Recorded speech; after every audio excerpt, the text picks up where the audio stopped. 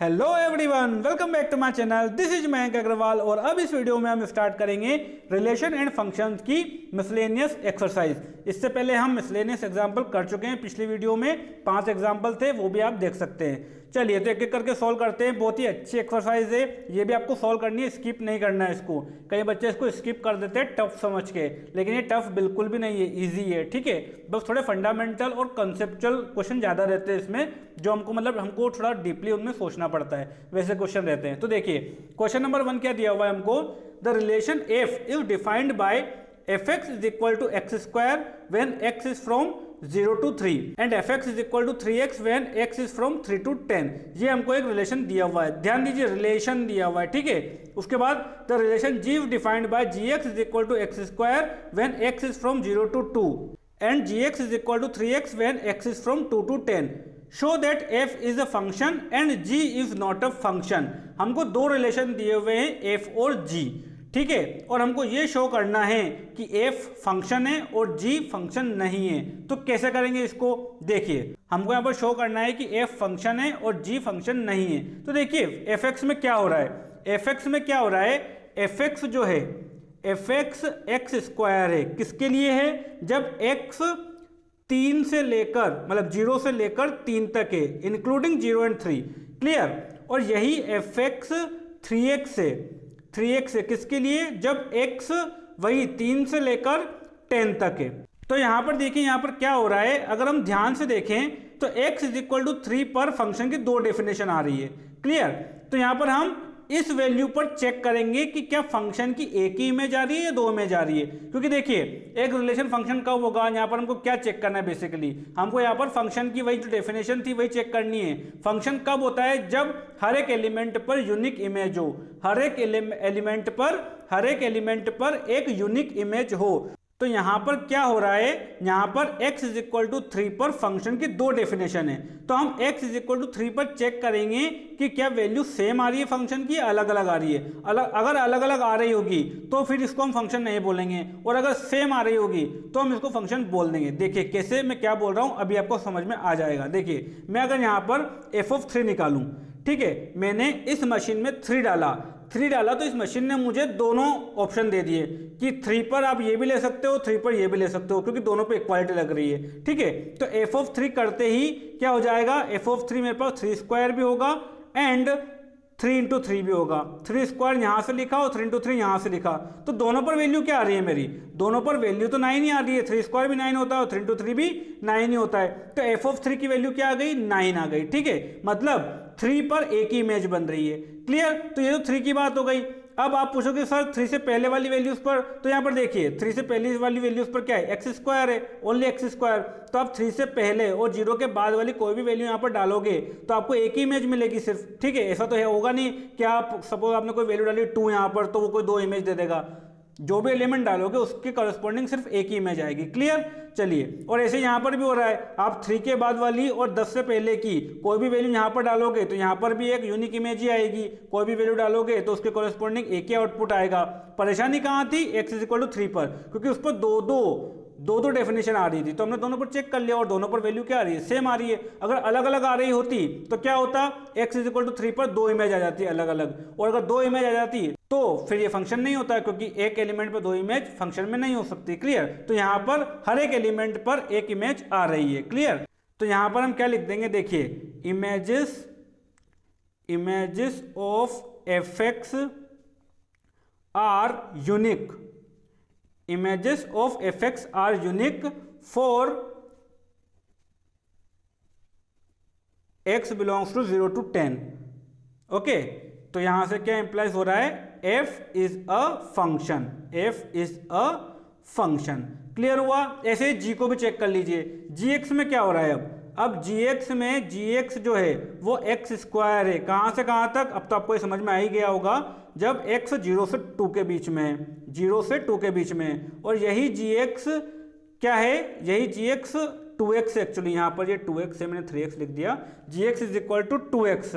ठीक है, gx is equal to 2x है, नहीं सॉरी 3 था, वो 3 था, यहां पर 2 है। ठीक है, मुझे यहां का ध्यान रह गया, 3x ही है। तो यही gx क्या है, 3x है, जब x 2 से लेकर 10 तक है। तो यहाँ पर भी हम वही काम करेंगे। अब यहाँ पर क्या हो रहा है, यहाँ पर जो 2 है, 2 पर 2 डेफिनेशन आ रही है, तो हम यहाँ पर चेक करेंगे क्या हो रहा है। तो यहाँ पर देखिए, जब मैंने यहाँ पर g में 2 डाला तो इसने मुझे 2 ऑप्शन दे दिए कि आप x² भी ले सकते हो और 3x भी ले सकते हो, क्योंकि 2 के लिए ये भी है और 2 के लिए ये भी है। तो g(2) क्या हो जाएगा, g(2) मेरा 2² भी होगा और 3 × 2 भी होगा। ठीक है, 2² यहाँ से आया और 3 × 2 यहाँ से आया, तो g(2) कितना आया मेरे पास, g(2) मेरे पास 4 आया और यहाँ से 6 आया। तो यहाँ पर देखिए क्या हो रहा है, यहाँ पर एक एलिमेंट पर 2 इमेज आ रही है। जब आपने 2 डाला तो 4 भी आ रहा है और 6 भी आ रहा है, और ये तो फंक्शन में होता ही नहीं है। फंक्शन में तो सारी इमेजेस क्या होती है, यूनिक होती है, तो ये फंक्शन नहीं होगा। ठीक है, तो यहाँ पर हम लिख देंगे for x = 2 there are 2 images, there are 2 images, so g is not a function, g is not a function. Clear, बस यही काम हमको यहाँ पर करना था। तो ये हो गया क्वेश्चन नंबर 1। अब देखते हैं क्वेश्चन नंबर 2। क्वेश्चन नंबर 2 देखिए हमको क्या दिया है, if fx = x², find f of 1.1 minus f of 1 upon 1.1 minus 1। आसान क्वेश्चन है। क्या करना है, यहाँ पर fx x² है, तो हमको यहाँ पर f of 1.1 रखना है, यहाँ पर f of 1 रखना है, और यहाँ पर तो 1.1 माइनस 1 दिया हुआ ही है, तो सिंपल सी कैलकुलेशन है। तो f of 1.1 क्या हो जाएगा, f of 1.1 क्या हो जाएगा हमारे पास 1.1²। क्लियर, और f of 1 क्या हो जाएगा हमारे पास 1²। बस इनको उठाकर यहाँ रख दो, तो ये f of 1.1 minus f of 1 upon 1.1 minus 1 क्या हो जाएगा 1.1। f of 1.1 की जगह क्या रखेंगे 1.1 होल स्क्वायर माइनस 1 की जगह 1² अपॉन 1.1 माइनस 1। क्लियर। अब देखिए यहाँ पर भी स्मार्ट अप्रोच लगाइए, यहाँ पर ऐसा नहीं कि इसको स्क्वायर कर रहे हैं, यहाँ पर देखिए ये a² माइनस b² लिखा हुआ है, तो इसको क्या लिख सकते हैं हम a + b × a - b। याद कीजिए अलजेब्रिक आइडेंटिटीज 9th में पढ़ी थी हमने। क्लियर, तो ये इसको हम लिख सकते हैं यहाँ पर a + b यानी कि 1.1 + 1 × a - b यानी कि 1.1 माइनस 1, और नीचे हमारे पास 1.1 माइनस 1। तो देखिए इससे ये कट जाएगा, ये कट गया, क्या बचा 1.1 + 1, ये हो जाएगा हमारे पास 2.1। तो इसका आंसर क्या आ जाएगा 2.1। ये हो गया, आसान क्वेश्चन था। तो देखिए बच्चों, ये जो फॉर्मूला है यहाँ पर f of 1.1 minus f of 1 upon 1.1 minus 1, ये फॉर्मूला हम चैप्टर नंबर 13 में पढ़ेंगे जब हम डेरिवेटिव पढ़ेंगे। तो ये जो लिखा हुआ है ये फॉर्मूला, ये फंक्शन के डेरिवेटिव का फॉर्मूला लिखा हुआ है। ठीक है, ये अभी तो आपको समझ में नहीं आ रहा होगा मैं क्या बोल रहा हूँ, लेकिन चैप्टर नंबर 13 हम पढ़ेंगे तब आपको ये समझ में आना चाहिए। ठीक है, तब फिर मैं आपको ये बताऊंगा कि ये फॉर्मूला हमने वहां पर देखा था रिलेशन एंड फंक्शन की एक्सरसाइज में, मिसलेनियस एक्सरसाइज में, क्वेश्चन नंबर 2। क्लियर, तो ये डेरिवेटिव का फॉर्मूला है, इसलिए यहाँ पर दिया हुआ है ताकि आपको आप फेमिलियर रहो चीजों से। क्लियर, चलिए अब देखते हैं क्वेश्चन नंबर 3। तो क्वेश्चन नंबर 3 में हमको क्या दिया हुआ है, क्वेश्चन नंबर 3 है find the domain of the function. Question number 3 हमको दिया हुआ है find the domain of the function, domain of the function, और ये फंक्शन हमको क्या दिया हुआ है f(x) = x² plus 2x plus 1 upon x² minus 8x plus 12। इसकी डोमेन हमको पता करनी है, और इस तरह का क्वेश्चन हम एग्जाम्पल में भी कर चुके हैं। क्या करेंगे भाई, ये एक रेशनल फंक्शन है, ये भी एक पॉलिनोमियल है, ये भी एक पॉलिनोमियल है, पॉलिनोमियल अपन पॉलिनोमियल क्या होता है, एक रेशनल फंक्शन होता है। तो इसकी डोमेन पता करनी है। डोमेन मतलब वो वैल्यूज पता करनी है x की जहां पर ये फंक्शन डिफाइंड है। तो ये फंक्शन डिफाइंड कहाँ नहीं होगा, ये फंक्शन वहां डिफाइंड नहीं होगा जहां पर डिनोमिनेटर 0 हो जाएगा। तो जहां पर डिनोमिनेटर 0 हो रहा है वो x की वैल्यूज निकाल लो और उनको सारे रियल नंबर में से हटा दो, बस वही इसकी क्या होगी डोमेन होगी, क्योंकि प्रॉब्लम सिर्फ वहीं पर आएगी जहां पर ये 0 हो रहा है। तो क्या करेंगे हम, इसको देख लेंगे ये कहाँ पर 0 हो रहा है, तो x² माइनस 8x प्लस 12 = 0। ये क्वाड्रेटिक इक्वेशन बन गई। इसको सॉल्व कर लीजिए, स्प्लिटिंग द मिडिल टर्म यहाँ पर लगाएंगे तो यहाँ पर लिख सकते हैं हम -6x minus 2x plus 12 = 0। x common लिया, x माइनस 6, यहाँ पर -2 कॉमन लिया तो x माइनस 6 = 0। अब x माइनस 6 को कॉमन लिया तो ये आया x माइनस 2 = 0। तो यहाँ से x की वैल्यू आ रही है 2 और 6, मतलब 2 और 6 पर ये क्या हो रहा है, ये 0 हो रहा है। तो 2 और 6 इसकी डोमेन में नहीं होगी, बाकी सब वैल्यू होगी। तो इस फंक्शन की डोमेन क्या होगी, इसकी डोमेन होगी r - 2, 6। सारी रियल वैल्यूज लेकिन 2 और 6 को छोड़कर। क्लियर? तो ये हो गया क्वेश्चन नंबर 3। अब देखते हैं क्वेश्चन नंबर 4। क्वेश्चन नंबर 4 हमको दिया हुआ है, find the domain and range of the real function F defined by fx is equal to root X minus 1। ये एक फंक्शन दिया हुआ है, इसकी डोमेन और रेंज हमको पता करनी है। तो डोमेन पता करते हैं सबसे पहले। तो देखिए डोमेन के लिए, डोमेन क्या होती है? x की वो वैल्यू जहां पर ये फंक्शन डिफाइंड है। ठीक है, तो यहाँ पर देखिए x माइनस 1, अब ये x माइनस 1 रूट के अंदर है और रूट की क्या प्रॉब्लम है कि ये नेगेटिव वैल्यूज को एक्सेप्ट नहीं करता। तो ये रूट बोलेगा कि भाई आप जो भी हो आप 0 या उससे बड़े होने चाहिए। ठीक है, तो इस रूट के अंदर का जो सामान है, रूट के अंदर क्या सामान है? x minus 1। ठीक है, तो ये रूट इस सामान को क्या बोलेगा कि आप या तो 0 हो जाओ या 0 से बड़े हो जाओ, तभी मैं एक्सेप्ट करूंगा। ठीक है, तो हमने क्या किया? x माइनस 1 को या तो 0 या उससे बड़ा कर दिया। अब इसके अकॉर्डिंग हम x की वैल्यूज निकाल लेंगे। तो x minus 1 greater than equal to 0 कब होगा? ये ग्रेटर देन इक्वल टू 0 तब होगा जब x greater than equal to 1 होगा।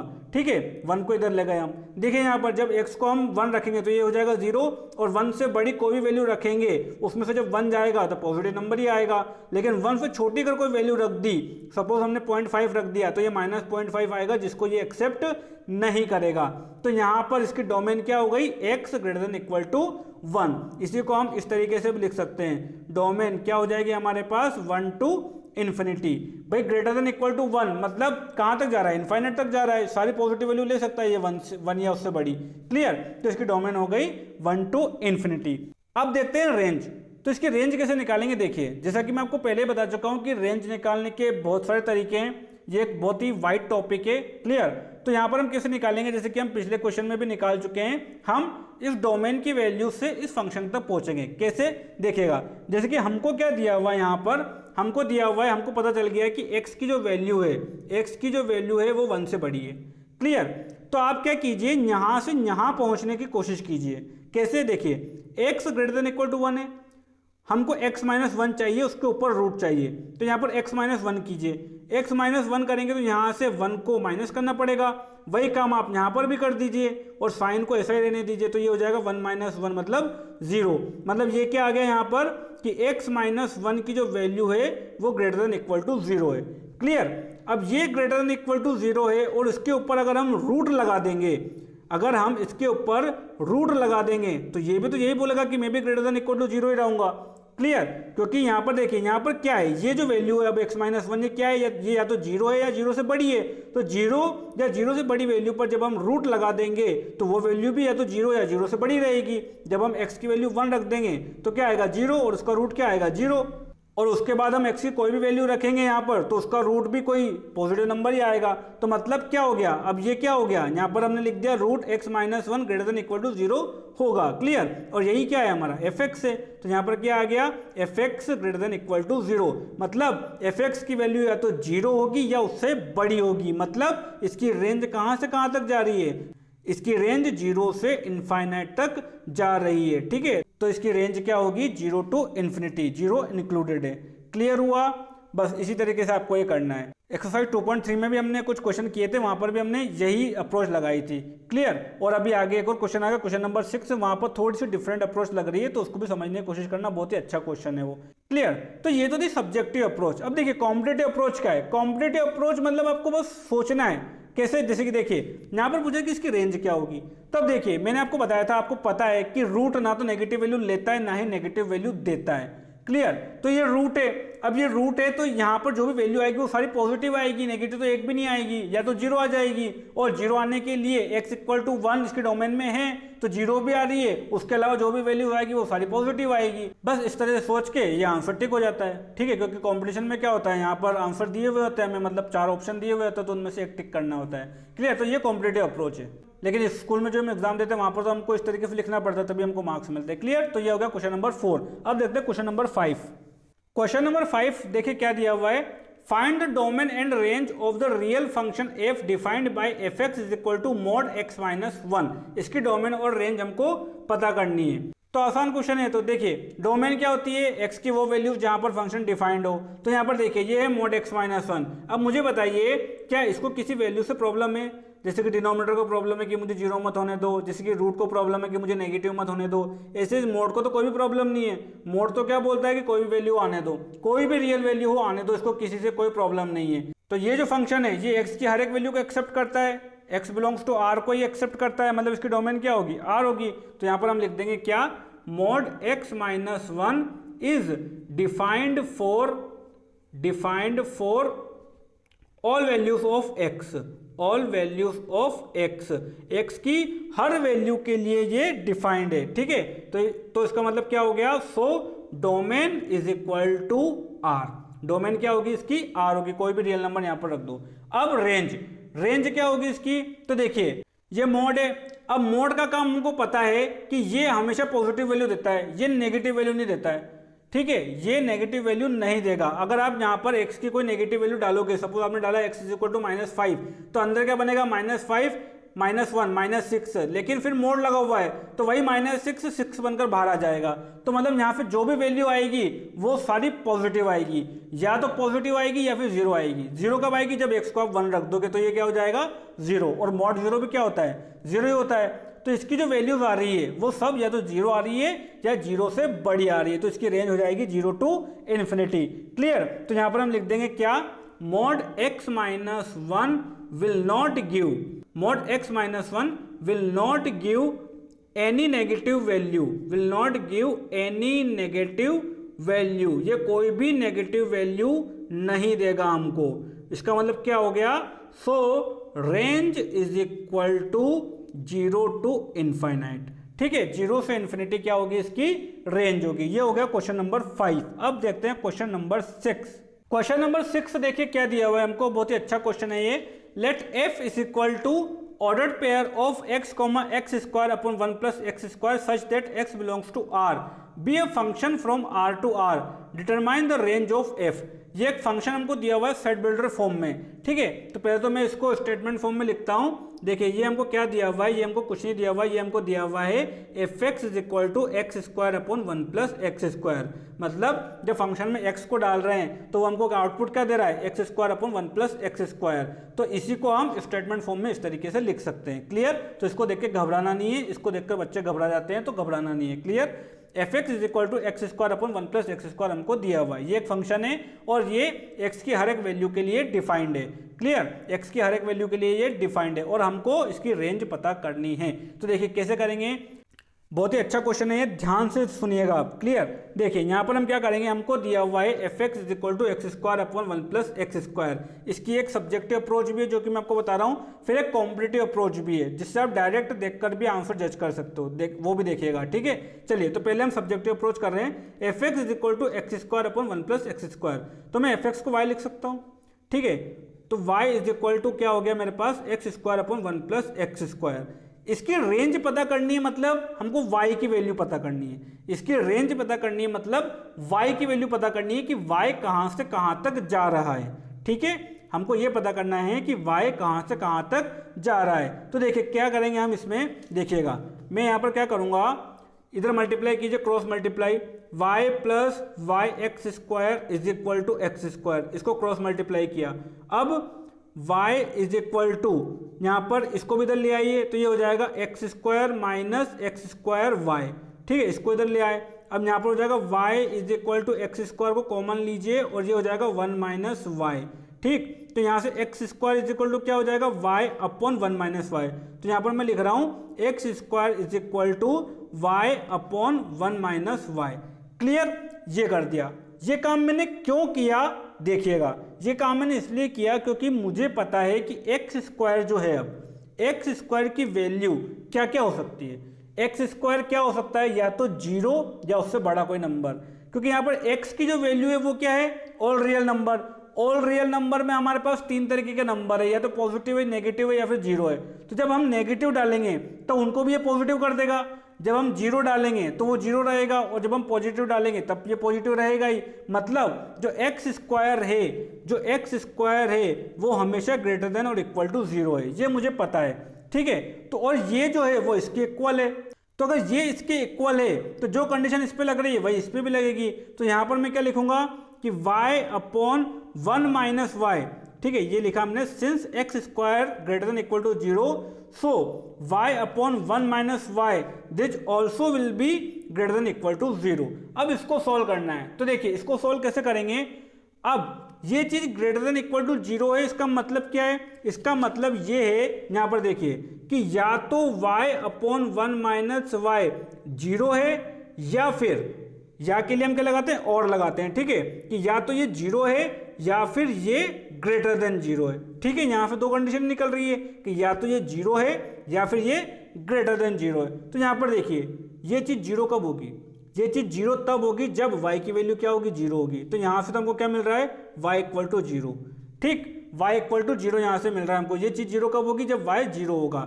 और अब यहाँ पर देखिए y upon 1 minus Y greater than 0 कब होगा, ग्रेटर देन 0 मतलब पॉजिटिव। तो ये चीज पॉजिटिव कब होगी, देखिए ये एक फ्रैक्शन है, ये एक फ्रैक्शन है, तो फ्रैक्शन पॉजिटिव कब होगा, जब ये भी पॉजिटिव हो और ये भी पॉजिटिव हो, या ये भी नेगेटिव हो और ये भी नेगेटिव हो। तो देखिए मैं यहाँ पर दो केस लिख रहा हूँ। क्या, इसको पॉजिटिव होने के लिए क्या होना पड़ेगा कि y भी पॉजिटिव हो एंड ये जो नीचे लिखा हुआ है 1 माइनस वाई ये भी पॉजिटिव हो, या तो ये हो।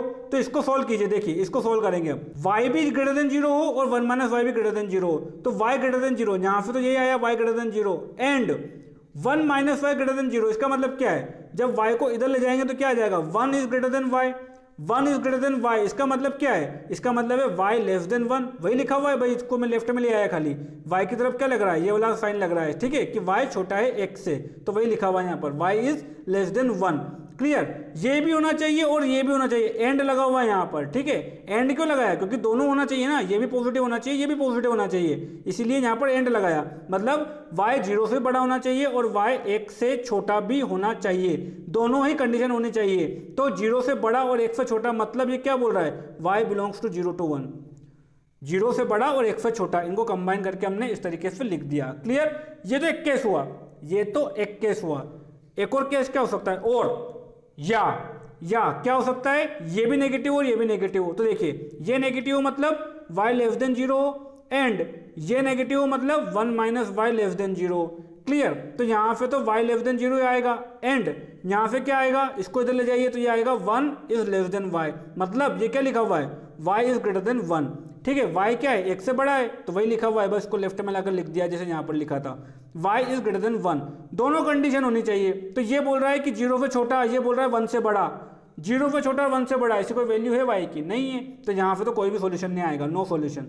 यहाँ पे तो y की कोई भी पॉसिबल वैल्यू नहीं आ रही है। लेकिन ये यूनियन में है, देखिए और का मतलब क्या है, यूनियन। तो जब इन दोनों का यूनियन करेंगे तो हमारे पास क्या आएगा, 0 to 1, क्योंकि 0 to 1 तो आ चुका था भाई। यहाँ से क्या आ रहा है, फाई, मतलब कोई भी वैल्यू नहीं है, और फाई का यूनियन जब इस सेट से लेंगे तो क्या आएगा, 0 to 1, यही सेट आ जाएगा।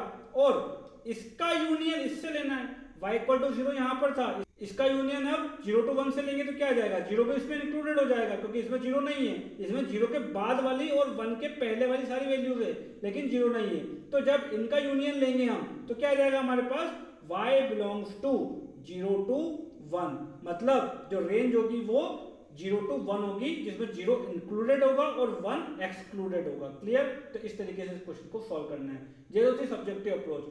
कॉम्पिटिटिव अप्रोच क्या है, तो देखिए कॉम्पिटिटिव अप्रोच बहुत ही इजी है। देखिएगा क्या करना है, इसकी रेंज पता करनी है। तो इसकी रेंज देखिए आप, यहाँ पर देखिए एक्स स्क्वायर है, मतलब ये पॉजिटिव नंबर ही आएगा हमेशा, यहाँ पर भी एक्स स्क्वायर है, मतलब ये भी एक पॉजिटिव नंबर ही आएगा। पॉजिटिव अपन पॉजिटिव, मतलब यहाँ पर जो भी वैल्यू आने वाली है वो सारी क्या आने वाली है, पॉजिटिव आने वाली है। तो इसको देखकर हमने ये तो पता लगा लिया कि इसमें नेगेटिव वैल्यू तो एक भी नहीं आएगी, सारी पॉजिटिव ही आएगी। अब पॉजिटिव में भी कौन सी पॉजिटिव आएगी वो देखो, यहाँ पर देखो ये क्या है, एक्स स्क्वायर, और ये 1 प्लस एक्स स्क्वायर, मतलब जो न्यूमरेटर है वो इससे सिर्फ एक छोटा है। आप x की कोई भी वैल्यू रखो, ये न्यूमरेटर इससे हमेशा क्या रहेगा, छोटा रहेगा।